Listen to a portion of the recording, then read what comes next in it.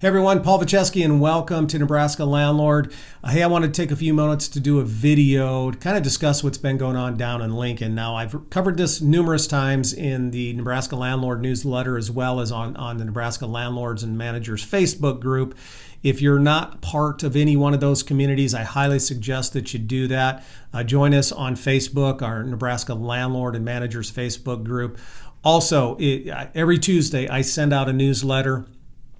It's got all this information plus more every Tuesday morning. If you're not signed up, go to nebraskalandlord.com and sign up. Okay, so as most of you know, Lincoln, a couple of groups in Lincoln put forth a ballot initiative to get, and they got enough signatures to get it on the ballot, where a source of income would be a protected class under Lincoln's fair housing laws or fair housing ordinances. So it's geographically specific to Lincoln, and it's on the May ballot for city local elections. And if it passes, which there's a high likelihood it's going to, that means that as landlords and managers in Lincoln, we're going to have to accept Section 8 vouchers. There are some concerns that I have beyond just the requirement to take Section 8 vouchers. One of them is many nonprofits, local nonprofits, they provide rental assistance to people that need it. It's a good thing. So they'll pay, they'll provide the security deposit and maybe the first 1, 2, or 3 months of rent. I have no problem with that. But if this initiative passes, would we as housing providers be required to accept those private sector government sponsored type vouchers if the tenant does not have verifiable legal income? Let's say they're unemployed. So you have this nonprofit that's going to provide the security deposit and 3 months rent, but the time of application, they don't have any verifiable income.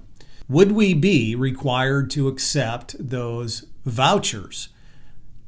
And I don't know. I don't know the answer to that. I can only look at other jurisdictions. And in many of the other jurisdictions, you would have to. Source of income as a protected class is nothing new. There are numerous jurisdictions across the United States that already have this. Now, what happens is the law is passed, and then in the rule making or the regulation making process after it passes, that's where we get into the details and we start getting answers to these questions that we have. I can't answer it. I think it's something you need to know about. However, my guess is we would be required to consider that application and qualify them if they're otherwise qualified, just like anybody else that would have legal verifiable income. I don't know for sure, but that's something that you folks down in Lincoln need to be aware of. Secondly, I had a long discussion with somebody that takes a lot of Section 8. When you take Section 8 voluntarily, and if you take Section 8 in those jurisdictions that already have source of income as a protected class, you are then required to sign what's called a HAP agreement, HAP.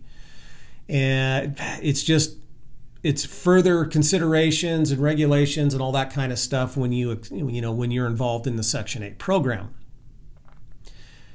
The HAP agreements always have prohibitions on fees outside of usually your common fees, such as non-sufficient funds check, or you have criminal background, your application process, and rent. So a lot of us in the industry, fee maximization is what it's all about. We charge, fees for a lot of different things. That might all come to a crashing halt. So in Lincoln, you're going to have to be prepared for the possibility come May, if this passes. I think it's going to pass. I have people in the political community down there. There was one group that did run a poll, and it had pretty broad support. So I think it's going to pass down in Lincoln.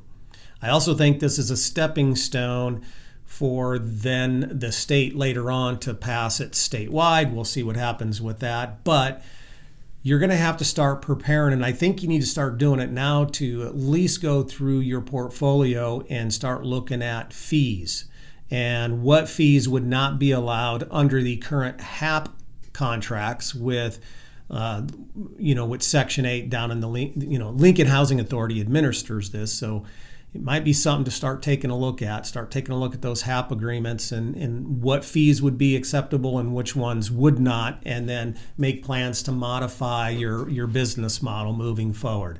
I really think it's going to pass. I hope not, but we'll see. Anyways, I just wanted to make sure that you guys are informed of what's going on. Anyways, if you have any questions, comments down below, I will get back to you. Thanks, everybody. Appreciate it.